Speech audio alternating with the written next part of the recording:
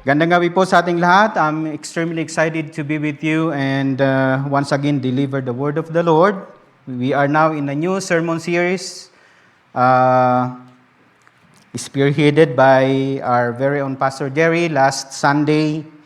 And now we're going to do the continuation of this series. I'm so excited to learn what God is in store for us with this series, The Kingdom of God. Amen. And today, we're going to talk about the topic that I chose, kingdom security. Amen. And we're going to read the passage later, Matthew chapter 6, verses 31 to 33, and 1 Corinthians chapter 1, 30 to 31. And today, we're going to talk about the word security in the perspective of the kingdom of God. Because the world has a different definition of security. In the kingdom of God, security is completely different. And that's what we're going to discuss today. But before that, let's pray first. Hallelujah, Lord. We just want to thank you once again for the opportunity to listen to your word. Open our hearts and open our minds, Lord, as we study your words together, and use me once again mightily with power and boldness that comes from you. We welcome you, Holy Spirit, this evening. Add wisdom, Lord, understanding, and to our lives, Lord, so we may these words will have benefits in our lives and in our hearts, Lord. We thank you for the privilege to serve you. In Jesus' name we pray. Amen. Okay, so again, our main series passage is in Mark chapter 1, verse 14. It says in here, after John was put in prison, Jesus went into Galilee proclaiming the good news of God. Verse 15, the time has come, he said, the kingdom of God has come near. Repent and believe the good news. And that's the message. Repent and believe the good news. And our objective, once again, I want to remind you, the objective of this sermon series, to help us understand what Jesus preached about the good news of the gospel of the kingdom of God, and how to live out our calling for kingdom living. Whenever we hear the word understand, which is I highlighted it here, in the Bible, meron siyang kakambal lagi. The word understand comes with the word knowledge and wisdom. Amen. When we say knowledge, it's what? What is knowledge? Knowledge is information. When it comes to understanding, understanding is after you know things, it's better for you and it's beneficial for you to understand things. Not only to know, but to understand. And this is what our objective here. And wisdom is the last word. Because what's the use of information and what's the use of comprehension if you're never going to apply what you learn? That's why wisdom is important. Wisdom is the application of what you know and what you comprehend. And in the Bible, Satan's job is for you and for us not to understand the word. He doesn't want us to understand the word. Because once you understand the word and you apply the word in your life, he loses his dominion over you. Amen. That's why it is important for us to understand. And then, our sermon passage for today, Matthew chapter 6, 31 to 33, says in here, do not worry then, Jesus is saying what will we eat, or what will we drink, or what will we will wear for clothing? For the Gentile eagerly seek all these things, For your heavenly Father knows that you need all these things. And in verse 33, but seek first the kingdom of God and His righteousness, and all these things will be added to you. Amen. See, before we go deeper into that verse, in Matthew chapter 5, we learn about the famous Sermon on the Mount. We call the Beatitudes. Matthew chapter 5, those blessed. Blessed are the poor, blessed.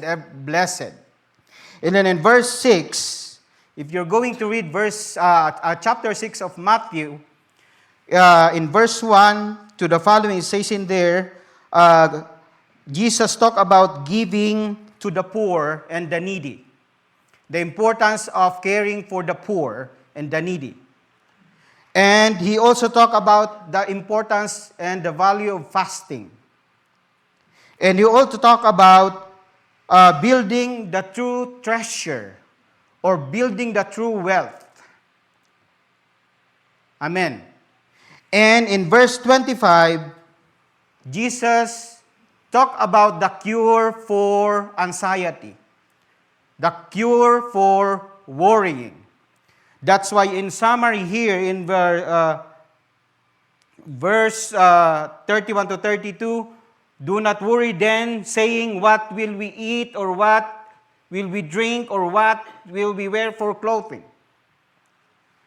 Jesus said himself, but seek first the kingdom of God in His righteousness, and all this, These, all this, the things that you worry about, the things that occupies your mind, the things that wake you up at night, all these things, Jesus said, will be added to you.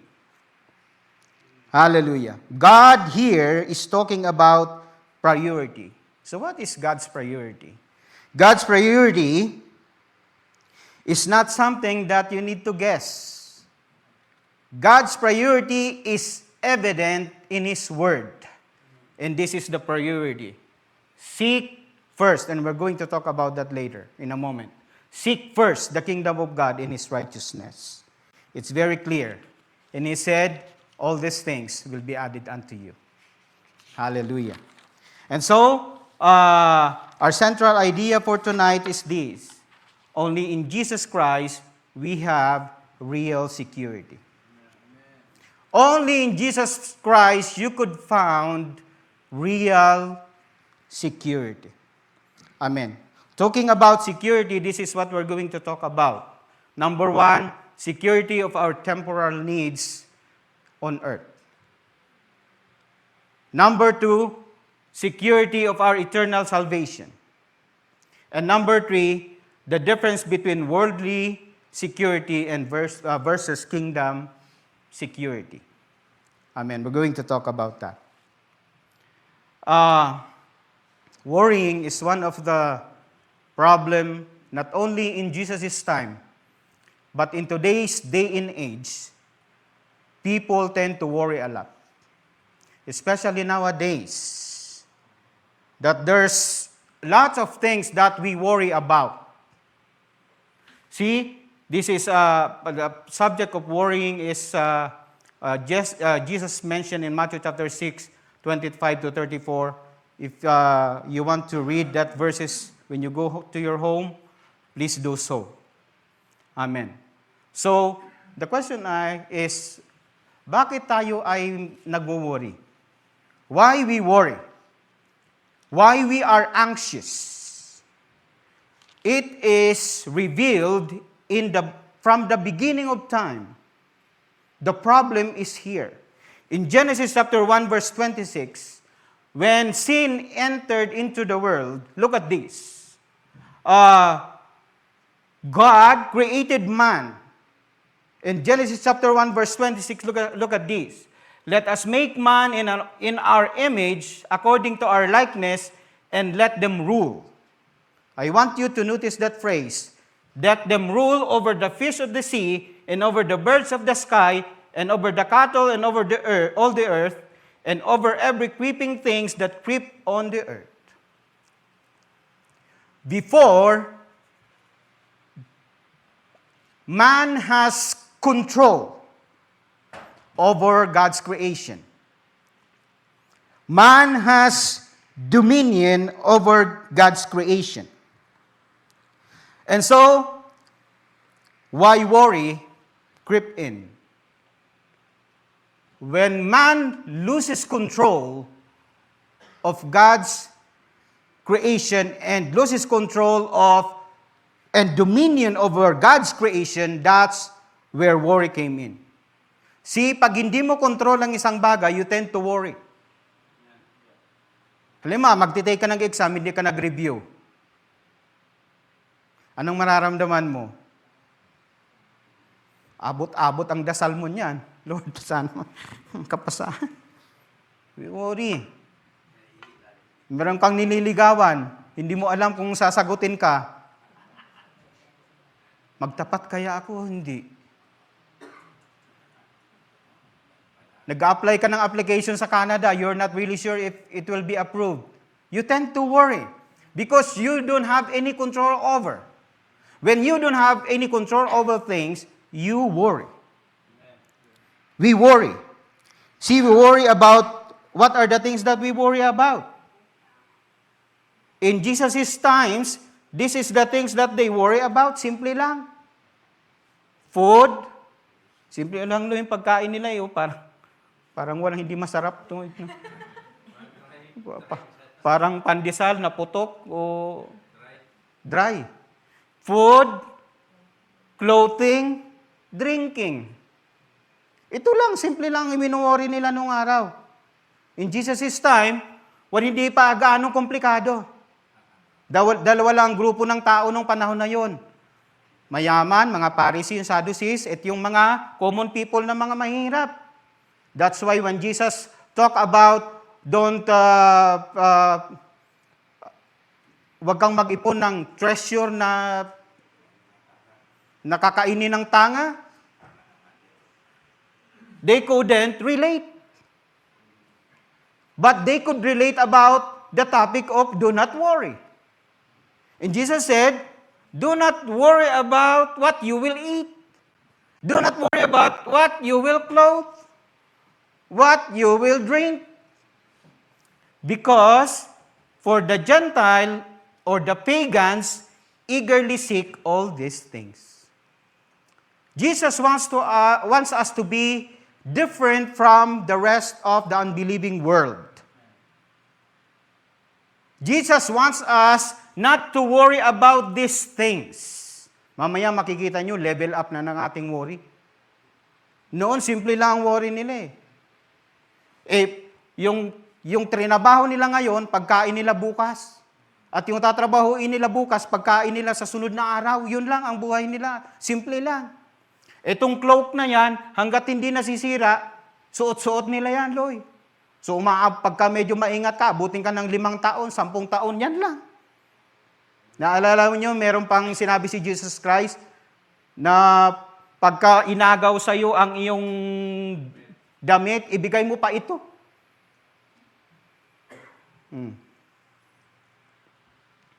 Now look at antidote for worrying. Simple lang. Ibasa, in the kingdom of God, the antidote for worrying is simple. Seek first. Anong kinalaman ng seek first dyan sa aking mga bagay na yan? Seek first the kingdom of God in His righteousness, and all these things that you worry about will be added to you. Tanong, maniniwala ka? Hindi. Kung akong nagsabi, baka merong magda-doubt pa kayo. Pero dahil ito ay galing sa salita ng Diyos, and it comes from the authority of the Word of God, and when God promises something, it is good as done, it is done. Hallelujah. So here, look at, tinignan ko yung definition ng word na seek regarding doon sa ating seek first, the kingdom.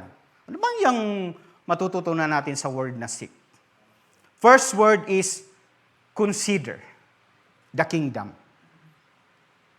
when you consider the kingdom, have interest on the kingdom of God, desire to know the kingdom of God, study. After studying, not only for the purpose of information, but learn. Learn what you are studying about the kingdom of God. Understand the kingdom of God, how it works. Explore its valleys, its peaks, its mountains, its lakes. Explore its benefits. Pursue God's kingdom. Get serious about it. Young people, Jerby, Jaken, get serious about the kingdom of God. Have passion for the kingdom of God. And see it yourself. Experience it. So how do I see the kingdom of God? Very clear in the word of the Lord. John chapter 3, verse 3. Look at. Truly, truly, I say to you, unless one is born again, he cannot see. He cannot see the kingdom of God. What about the word first? First means giving it top priority. Top priority of the kingdom, His kingdom, prioritize His kingdom, and His righteousness. It is first. It is your top priority. It is your principal and primary goal. It is above everything. It should be the most important thing in your life. If you want to have security, the kingdom of God and God's righteousness should be the most important in your life. You must put a highest value on the kingdom of God. In Tagalog version, it says, bigyang halaga ninyo ang kaharian ng Diyos. Put highest value on the kingdom of God and His righteousness. And how we do that? Brothers and sisters in Christ, very simple. Truly, truly, I say to you, John chapter 3, verse 5, unless one is born of water and spirit, he cannot enter the kingdom of God. Hallelujah. So one thing that you need to prioritize, one thing that we need to give the most important in our life is to restore that broken relationship that we have with God. Only thing that you could enter into the kingdom of God is clear, unless one is born of water and spirit. He cannot enter the kingdom of God. Hallelujah. Now look at here. Peter talk about it in Acts chapter 2, 37 to 38. After Peter gave the sermon in Acts chapter 2, the people were pierced in their heart. And 3,000 souls got baptized. Look at here. Now when they hear this, Peter's sermon, they were pierced to their heart and said to Peter and the rest of the apostles, brethren, what shall we do? Peter said to them, repent and each of you be baptized in the name of Jesus Christ for the forgiveness of your sins, and you will receive the gift of the Holy Spirit. So I want to be clear here. But repentance and baptism is a personal thing. And it is a personal decision. Walang pwedeng sa yan. Walang pwedeng mag-impluwensya sa yan. It's between you and the Lord. At ang pinag-uusapan natin dito ay eternal salvation. Makikita ninyo mamaya. And so look at here.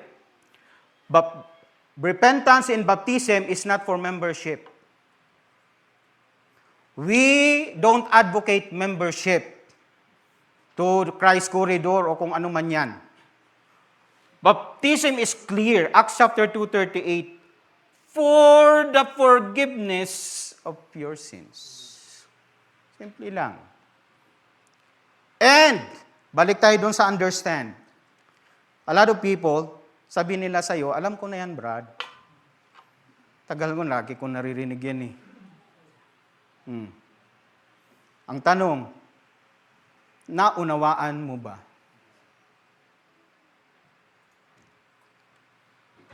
Warning. Ayaw ng dyablo na maunawaan mo siya. Kasi pag naunawaan mo siya, mawawalan siya ng control sa buhay mo.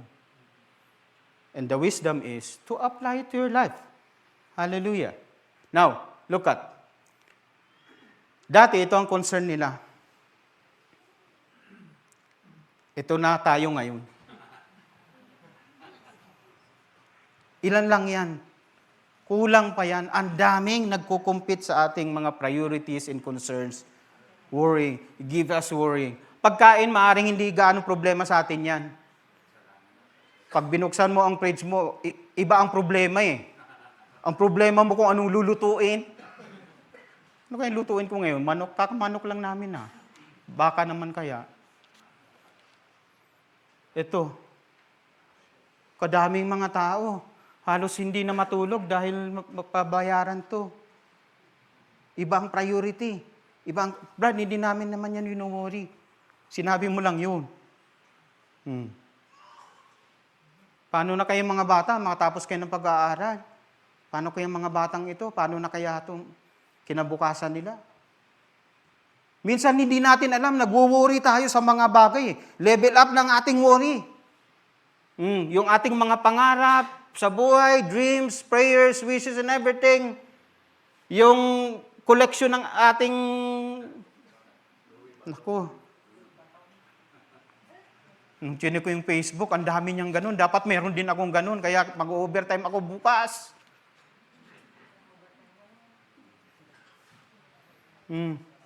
Yung chinek mo yung Facebook ba, ganda ng mga picture nila.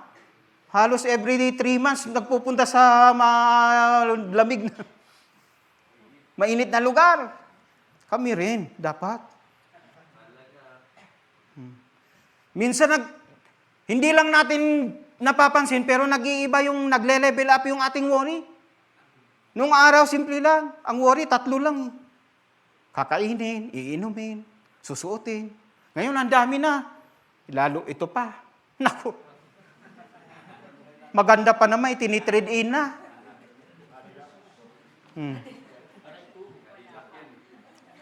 Ito yan. Nag-iiba ang ating worry sa buhay. Nag-iiba, ino-occupy ng mga bagay ang ating buhay. Pero anong sabi ng Diyos? Unahin mo muna ako. Hindi ko sinasabing masama itong mga bagay na to. Hindi masama yan. Hindi masama mag-drive ng magandang sasakyan, lalo pag winter, for the security of your family. Hindi masama yan. Hindi masama mag-drive sa Whistler, sa camping na maganda, kondisyon ng sasakyan. Hindi masama. Ganda kayang mag-drive dyan. Hindi masamang kumain ng mga nutritious food. Hindi masamang tumira sa bahay na maayos, merong heater, lalo na pag winter. Hindi masama. Hindi masamang pag-aralin ng mga bata, hindi masamang mangarap. Ang masama lang, kung ito na yung nag-o-occupy sa buhay mo na wala nang iba and you worry about it.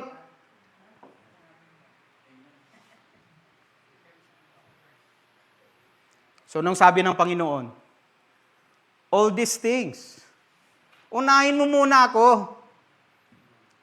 Yun yung sinasabi kong security. You want to be secured? Unahin mo muna ako, sabi ni Jesus Christ. Kuya, nababayaran ko pa naman yung ito eh. You're only 3 months away for foreclosure. Tandaan nyo yan, 3 to 6 months kung medyo may grace period yung bangko. Subukan mong hindi bayaran to ng 3 months. Makaka-receive ka ng demand letter niyan. Pang 4th month, baka meron na kumatok dyan. Bahay, ganun din. Our security is not on things.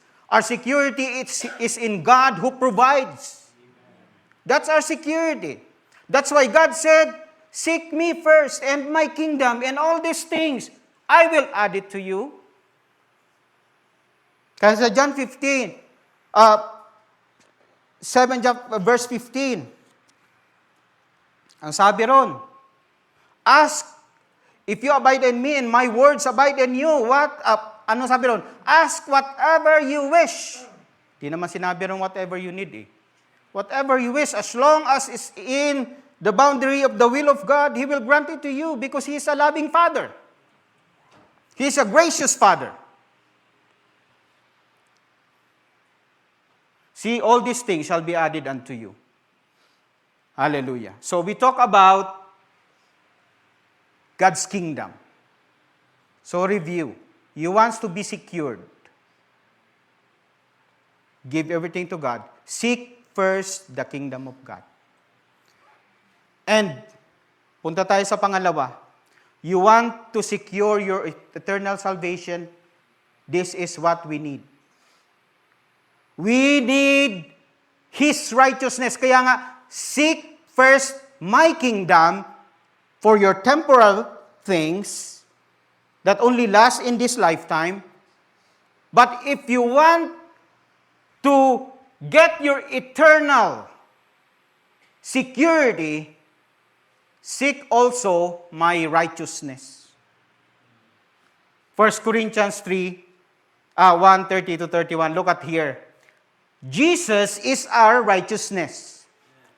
But by His doing, you are in Christ Jesus, who become to us wisdom of God and righteousness and sanctification and redemption, so that just as it is written, let him who boasts, boast in the Lord.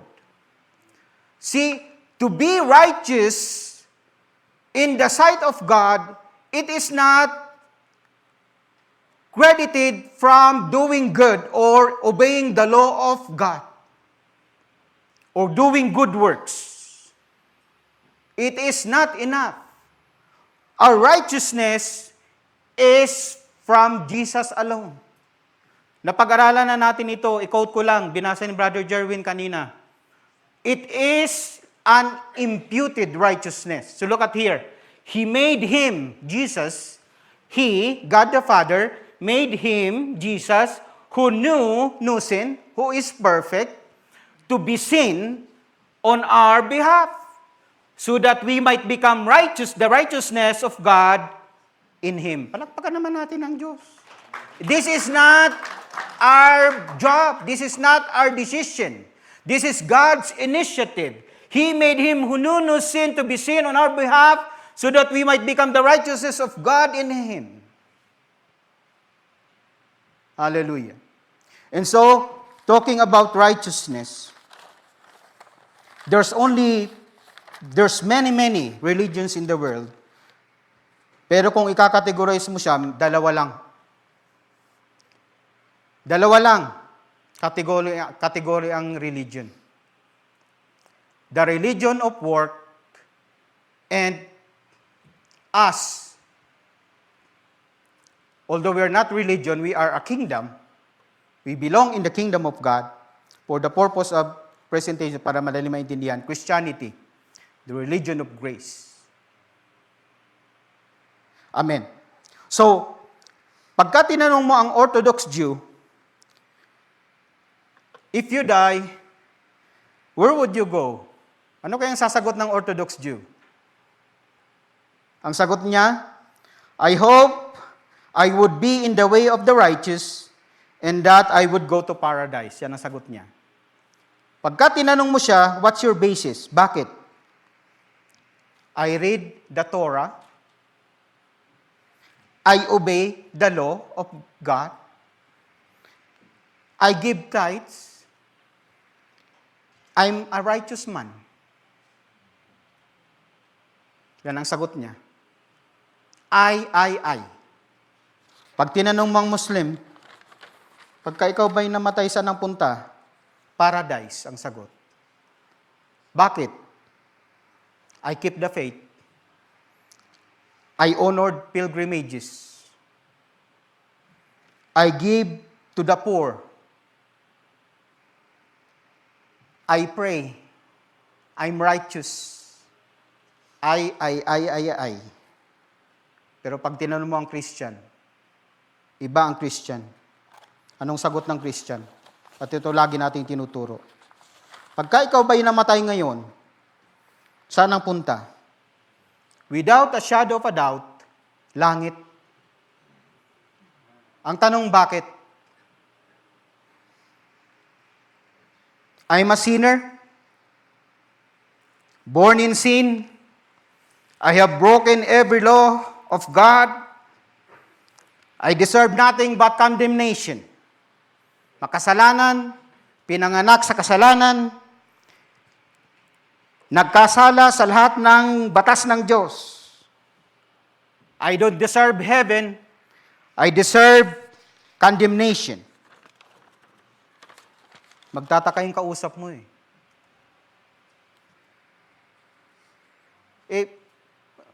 Itong dalawa na to, mas qualified pang pumunta sa langit kaysa sa'yo eh. Ba't ganyan ka magsalita? Ba't ganyan ang confidence mo?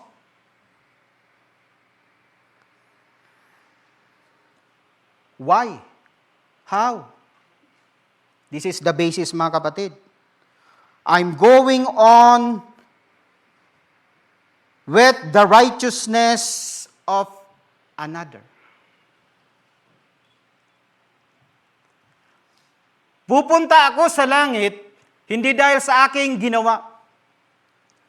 Pupunta ako sa langit dahil sa kabutihan ng iba.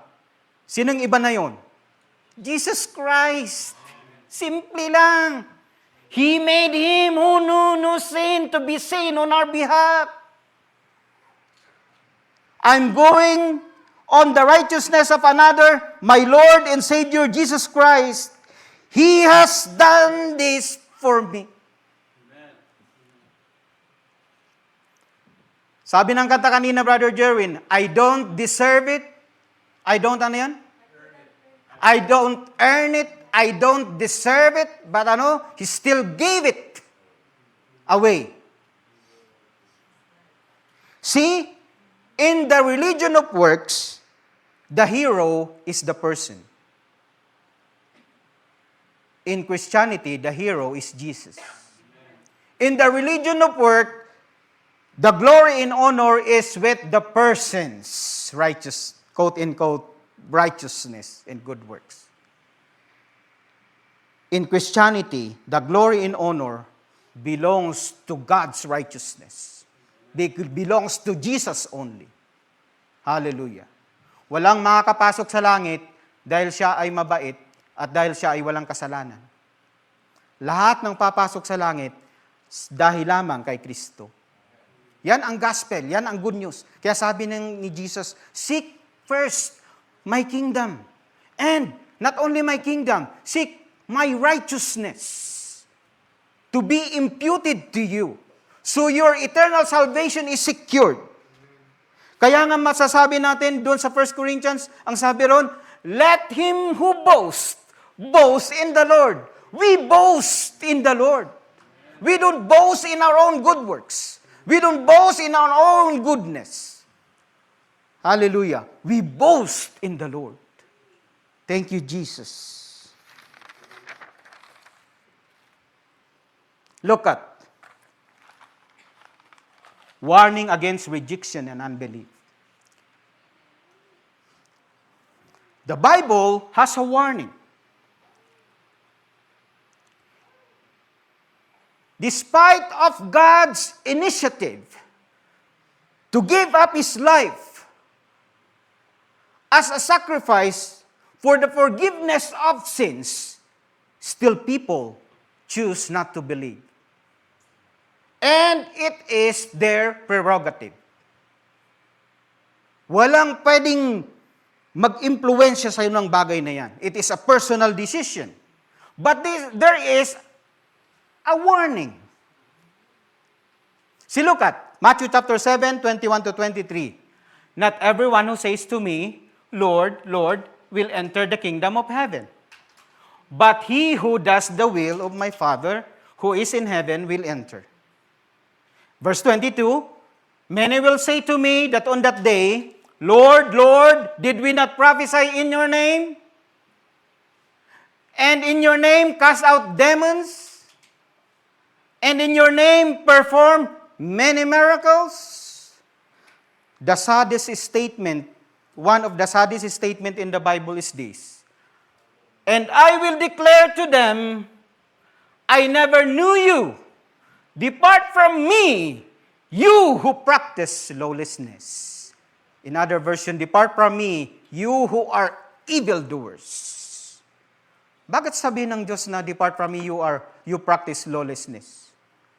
Because when you don't believe and don't accept the offer of salvation of Jesus Christ, you are rebelling against God. Parang sinasabi mo, kahit hindi mo sabihin sa iyong bibig, parang sinasabi mo, Jesus, yung ginawa mo, hindi yan sapat. Hindi yan sapat. It's not enough. Kaya I will do it my way. Anong sabi niya? Kaya nakikipag-reason out pa? Ito ang reason out niya, oh. Did we not prophesy in your name? And in your name cast out demons? And in your name perform many miracles? Hindi nga sapat eh. The good news nga eh, ginawa na ni Kristo lahat eh. Sasampalatayanan mo lang eh. At tatanggapin. That's why it's a warning. And, again, not everyone who says to me, Lord, Lord, we enter the kingdom of heaven, but he who does the will. What is the will of the Father? John chapter 6, verse 40. Look at here, the will of the Father. For this is the will of my Father, that everyone who beholds the Son and believes in Him will have eternal life, and I myself, will raise him up on the last day, Jesus said. This is the will of the Father.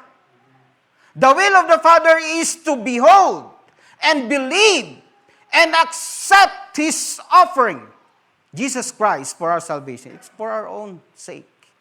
That's why tinitle ko ito ng security. This is our eternal security. See, look at here.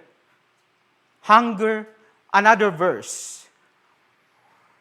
When God declared you righteous, it is a one-time event. When God declared you justified, when you believe in Him, accepted Him, He will declare you justified. But meron tayong tinatawag na sanctification process. You live in the newness of life. Kaya ang mga tao na kay Kristo, merong pagbabago. Merong pagbabago sa buhay. Ang mga luma ay lumipas na at napalitan na ng mga bago. 2 Corinthians 5:17. Merong visible na pagbabago. Matthew 5:6. Blessed are those who hunger and thirst for righteousness, for they shall be satisfied. Nag-iiba. Nag-iiba na ang iyong buhay. Kung dati ay hindi ka nakukonsensya na magsinungaling, aba, pag nakapagsinungaling ka, parang meron nangungonsensya. Uy, sinungaling ako. Pagka meron kang mga pinapanood na mga bagay na hindi ka aya-aya, meron nang nangungonsensya. Kasi merong espiritu ng Diyos sa buhay mo eh. Huy, tigilan mo yan. Pag meron kang mga bagay na pinupuntahan na hindi maganda, na dapat hindi mo pinupuntahan, aba, merong pumipigil sa iyong paa, parang ang bigat na iyong paa, parang may pumipigil doon.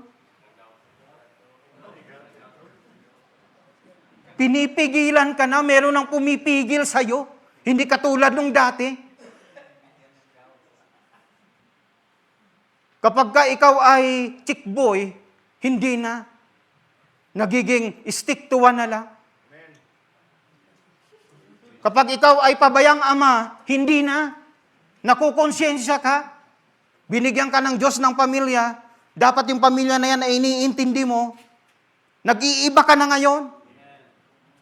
Sa trabaho, iba ang performance mo. Hindi ikaw yung nandun lang para sa pera. Another day, another dollar. Pag ikaw ay naghugas, medyo may pagmamahal. Parang treatment mo, papa mo, mama mo, auntie mo. Pagka biniliktad mo, may pagmamahal, hindi yung basta mo lang hablutin yung kumot. Nag-iiba ka.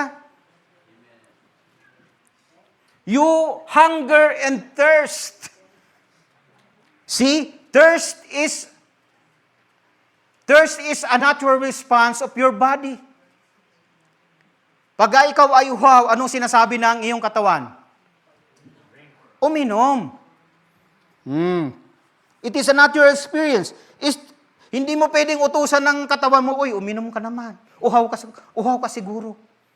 Hindi ganon. Nararamdaman mo pag nauuhaw ka eh.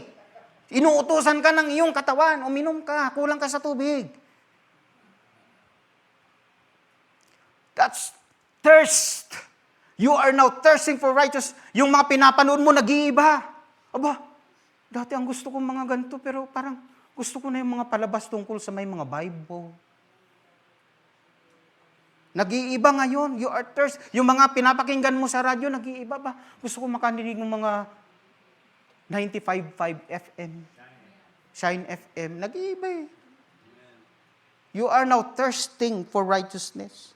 You have now an appetite and hunger to follow Him. Gusto mo, aatin ka na ng house church? Parang may nag-uudyok sa'yo. Uy, umatin ka. You are now having appetite.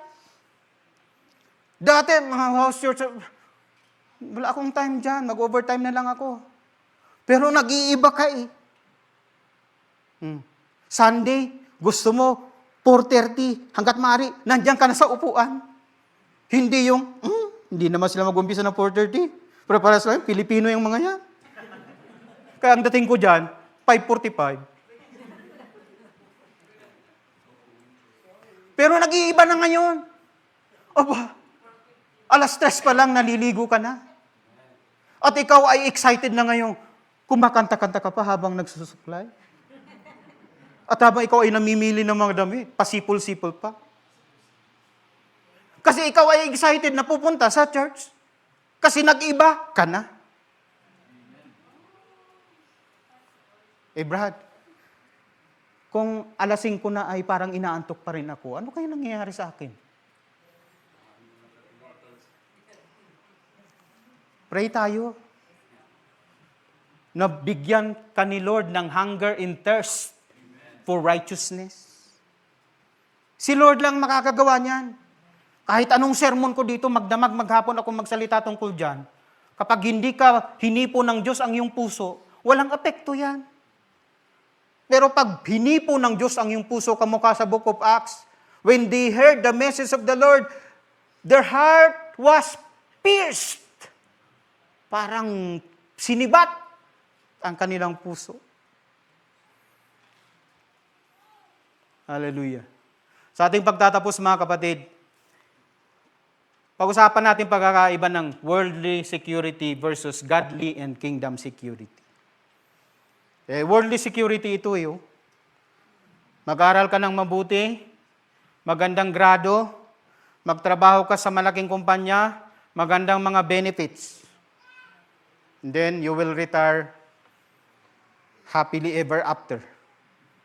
Dagdagan ko na rin dyan, hindi ko nilagay. Kumuha ka ng insurance, just in case lang. Mag-invest ka. Biblical yan, nakalagay yan.